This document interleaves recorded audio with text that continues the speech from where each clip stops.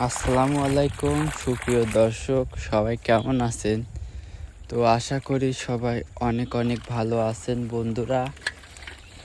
তো আমরা কিন্তু চলে আসছি বরাবরের মতন সেই সকাল 5টার সময় পদ্মা নদীর চরে।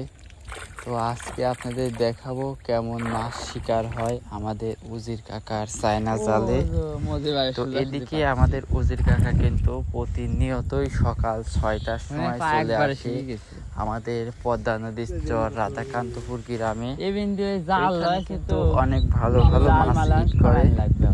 তো আজকে আপনাদের দেখাবো আমাদের উজির কাকা কেমন মাছ হিট করে তার চায়না জালে, এবং আমিও দেখবো চায়না জালে কেমন মাছ হিট হয়।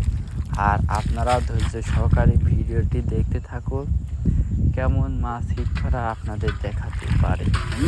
মাছ গেলে পরে এদিকে দেখতে পাচ্ছেন জালে পড়ে না, চায়না দুয়ারের একটা টোন কিন্তু ঝাড়া হয়ে গেছে।